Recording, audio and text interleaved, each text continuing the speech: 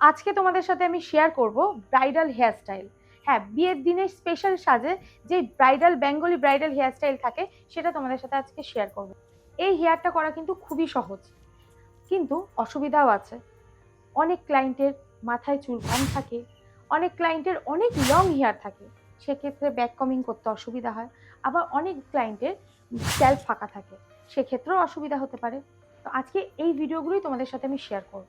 তো আজকে আমার মডেল হচ্ছে পাপিয়া প্রামাণিক। ওর ওপর আমি হেয়ারস্টাইলটা অ্যাপ্লাই করব, অ্যান্ড দেন ওর যে হেয়ারের গ্রোথ সেটাও তোমাদের সাথে আমি শেয়ার করব।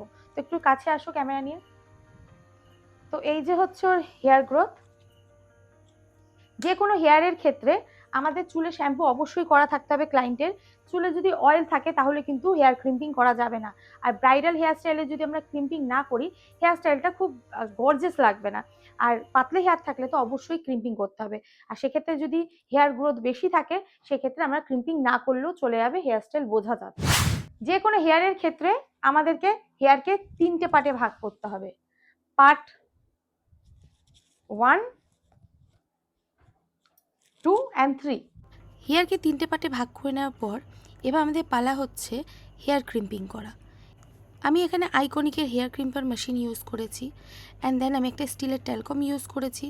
যদি তোমরা মনে করো অন্য ট্যালকম ইউজ করবে তাহলে কিন্তু অসুবিধা হতে পারে। স্টিলের ট্যালকমে কর্নার থাকে, তাতে ইউজ করতে সুবিধা হয়। আমি একটা স্ট্রেট লাইন কাটলাম। কাটার পর দেখো, যখন স্ক্যাল্পে আমি হেয়ার ক্রিম্পার মেশিনটা টাচ করলাম, তখন আমি জোরে একটা ফু দিলাম, কারণ যেই ধোঁয়াটা ক্রিম্পার মেশিন দিয়ে বেরোয় সেটা স্ক্যাল্পকে টাচ করে এটা পুড়িয়ে দিতে পারে বা জ্বালিয়ে দিতে পারে বা চুলের গোড়াকে নরম করে দিতে পারে। তাতে হেয়ার পুড়ে যাবে, সমস্যা হবে, আর হেয়ার ফল হবে। আমি যেহেতু একটা ব্রাইডাল হেয়ার স্টাইল করবো, তার জন্য পুরো স্ক্যাল্প থেকে গোড়া অবধি, মানে ডগা অবধি আমি পুরো ক্রিম্পারটা করলাম না, কারণ শুধুমাত্র আমি ব্রাইডাল হেয়ার স্টাইল করছি, তার জন্য খোপা হবে। খোপা হলে পরে আমাদের পুরো হেয়ার ক্রিম্পিং না করলেও চলবে। যেটুকুনি প্রয়োজন ওইটুকুনি আমি এখানে ক্রিম্পিং করে নিচ্ছি। দেখো, ক্রিম্পিংয়ের প্রসেসটা এরকমভাবে ভালোভাবে চেপে চেপে ক্রিম্পিং করতে হবে, অ্যান্ড খুব সুন্দর করে লাইন ক্রিয়েট করতে হবে। যদি লাইন ভুল করে ক্রিয়েট করো তাহলে কিন্তু ট্যাড়া ব্যাকা হলে সমস্যা হতে পারে। এবার দেখো, যখন চেপে চেপে ক্রিম্পিং করছি তখন 1-2 সেকেন্ড হোল্ড করে নেওয়ার পর কিন্তু আমি ছাড়ছি, সাথে সাথে দিয়ে কিন্তু ছাড়ছি না। আর কি সুন্দর দেখো, একটা দাগ হয়েছে। সেটা যদি খুব পাতলা চুল থাকে ভালো করে ক্রিম্পিং করতে হবে, আর খুব মোটা হেয়ারের জন্য না করলেও, ক্রিম্পিং না করলেও হেয়ারস্টাইল করা পসিবল। হেয়ারকে আমি ভালোভাবে ক্রিম্পিং করে নিয়েছি, সুন্দর করে ক্রিম্পিং করা হয়ে গেছে। এবার এটাকে আবার আমরা 3টে পার্টে ভাগ করব। 3টে পার্টে ভাগ করে নেওয়ার পরে আমাদেরকে প্রসেস বাই প্রসেস ব্যাক কমিং করে হেয়ারটাকে ডান করতে হবে। আবারও আমি ক্রিম্পিং করার পর দেখো 3টে সেকশানে হেয়ারকে ডিভাইড করে নিয়েছি। আর সেকশানগুলো যখন ডিভাইড করব না, তখন আমাদেরকে সেকশান ক্লিপ ইউজ করতে হবে।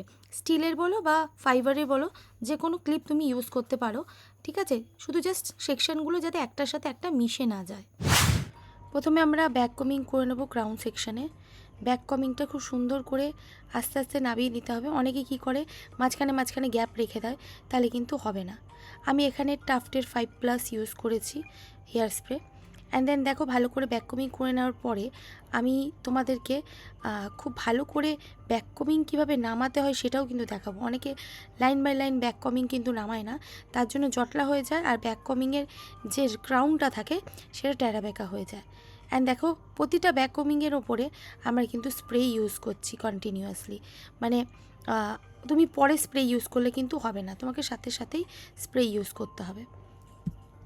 লাস্ট আমরা যেখানে পনিটেল করি সেখানে আমাদের লক্ষ্য রাখতে হবে যে পনিটেল করা অবধি তার মিনিমাম 4 আঙুল ছেড়ে কিন্তু আমাদের ব্যাক কমিংটাকে স্টপ করে দিতে হবে।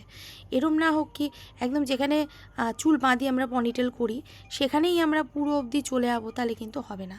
আমরা ঠিক ক্রাউন সেকশন থেকে 4 আঙুল এক্সট্রা নিয়ে আর 4 আঙুল নিচের দিকে এক্সট্রা ছেড়েই কিন্তু ব্যাক কমিং ডান করব।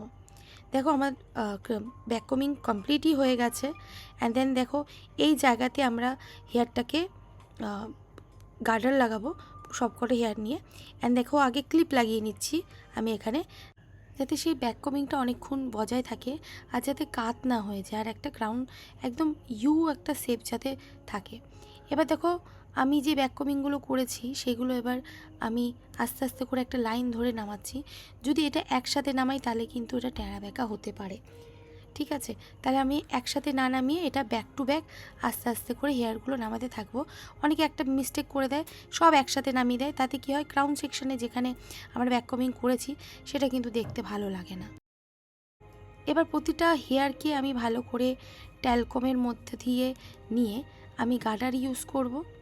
গার্ডার দিয়ে আমি টাক করব, আর টাক করে নেওয়ার পরে আমি যে সামনে দুটো হেয়ার ছেড়েছি সেখানে আমি ভালো করে হেয়ারটাকে সেকশন বাই সেকশন নিয়ে সেখানেও ব্যাক কমিং প্রসেসটা চালাবো। ঠিক ব্যাক কমিংটাকে আমি কিভাবে নিচ্ছি তোমরা ভালো করে লক্ষ্য করবে। আমি কিন্তু একটা এল সাইজ মানে একটা অ্যারো করে আমি ব্যাক কমিংটাকে ইউজ করছি। আমি পুরো স্ট্রেট হেয়ার নিচ্ছি না, কারণ আমি চুলটাকে একদম উল্টো দিকে ঘোরাবো। সেক্ষেত্রে যদি আমি স্ট্রেট হেয়ার নিই তাহলে খোপাটা কি হবে, যে আমরা বানটা করব আর যে জিনিসটা ফোলাবো সেটা কিন্তু একদম স্ট্রেট লাগবে, দেখতে ভালো লাগবে না। চুলটা একটা ইউ সেভ হলে পরে বেশ ভালো লাগে। দেখো স্প্রেটাতে যখন প্রতিটা ভ্যাকুমিংয়ে আমি স্প্রে দিচ্ছি, কারণ কি স্প্রে যদি না দিই তাহলে কিন্তু যে ভ্যাকুমিংটা করছি ওটা অনেকক্ষণ লং লাস্টিং থাকবে না। দেখো খুব সুন্দরভাবে সার্ভভাবে নিয়ে নেবো। অ্যান্ড আমি যেহেতু একটা টং করব তার জন্য কিন্তু আমি এখান দিয়ে হেয়ার নিয়ে নিচ্ছি। অ্যান্ড ওপরের হেয়ারটাকেও আমি টাফট হেয়ার স্প্রে দিয়ে আমি সেট করব। দেখো খুব সুন্দরভাবে সেট হয়ে গেছে। এই জায়গাটাই হচ্ছে মেন ইম্পর্টেন্ট পার্ট। ঠিক আছে, এই যে এই জায়গাটা ঘুরিয়ে দুটো হেয়ারকে ইকুয়ালে আনাটা সবথেকে বড় জিনিস।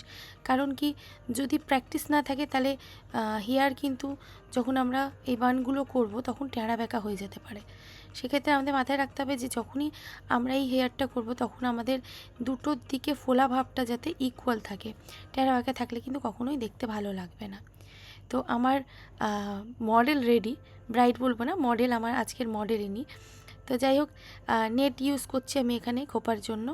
তো এখানে তোমরা বান ইউজ করতে পারো, কিন্তু আমি যেহেতু ফ্লাওয়ার অ্যাড করব তার জন্য আমি বানটা প্রিফার করি না, তাতে গোলাপ লাগাতে অসুবিধা হয়। কিন্তু আমি এখানে জুঁই ফুল ইউজ করব আজকে।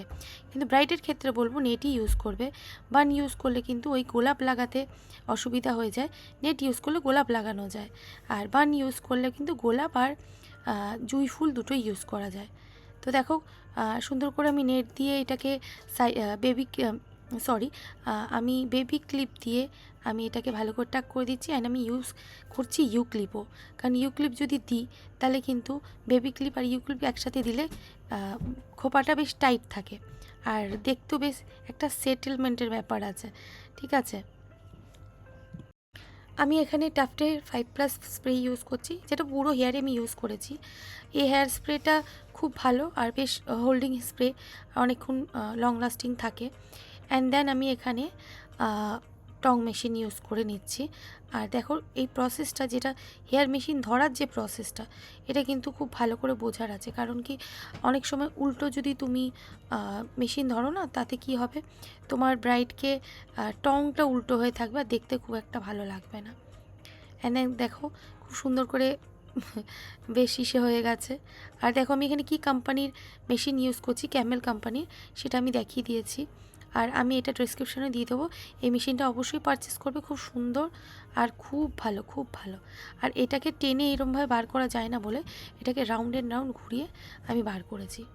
কি সুন্দর লাগছে না? অ্যান্ড দেখো ফ্লাওয়ার্স, খুব ভালো লাগে আমার। জুঁই ফুলের গন্ধ তো আমার মনে একদম ভাষাই একদম উড়ে যাওয়ার মতন। কি ভালো লাগে আমার জুঁই ফুলের গন্ধ। তো দেখো জুঁই ফুলটাকে আমি না ছড়িয়ে দিয়ে এটা ভালো করে রাউন্ড অ্যান্ড রাউন্ড ঘুরিয়ে দিয়েছি, যাতে একটা মোটা দড়ির মতো লাগে, অ্যান্ড সেটাকে দিতে আর মাথার চারিদিকে ঘোরাতে সুবিধা হয়। এবার দেখো এইটাকে আমি পুরো চুলে, যেহেতু ফ্লাওয়ার্সটা একটু কম আছে তার জন্য পুরো চুলে না দিয়ে আমি এভাবে ইউ শেপ মানে সি শেপে যদি দিই তাহলে খুব ভালো লাগবে। তো আমি লক করে নেওয়ার পর ওসিস প্লাস ইউজ করছি।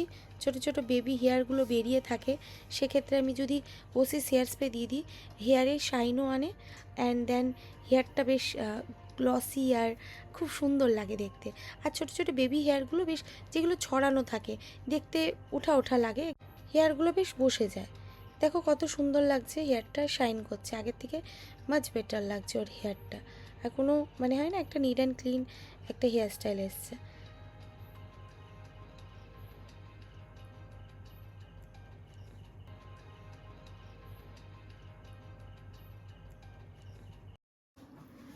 তাহলে আজকে এরকম ধরনের হেয়ারস্টাইলটা তোমাদের কেমন লাগলো অবশ্যই কিন্তু কমেন্ট করবে। আর যারা যারা আরও নতুন নতুন ক্লাস অ্যাটেন্ড করতে চাইছো তাহলে অবশ্যই আমার চ্যানেলটাকে সাবস্ক্রাইব করবে, তাহলে আরও অনেক রকম makeup to hair, sari draping সব ভিডিও তোমরা এই চ্যানেলে পেয়ে যাবে। তো thanks for watching, tata. Tata করো। আজকের ক্লাসের ডিটেলস তো তোমাদের দিয়ে দিলাম, কিন্তু এরকম আরও অন্য অন্য রকম ডেমোস্ট্রেশন, অন্য অন্য রকম হেয়ারস্টাইল যদি দেখতে চাইছো অবশ্যই কিন্তু আমার চ্যানেলটাকে ফলো করতে হবে। আরও অনেক ক্লাস যদি অ্যাটেন্ড করতে চাও, আমার লোকেশানে ভিজিট করতে চাও, তাহলে কিন্তু অবশ্যই স্ক্রিনে দেওয়া নাম্বারে আর আমার ডিসক্রিপশানে দেওয়া নাম্বারে কল করতে পারো। Thanks for watching. ভিডিওটা ভালো লাগলে কিন্তু বারবার বলছি, কমেন্ট কমেন্ট কমেন্ট আর শেয়ার শেয়ার শেয়ার। টাটা সবাইকে, সবাই ভালো থেকো, সুস্থ থেকো, বাই বাই।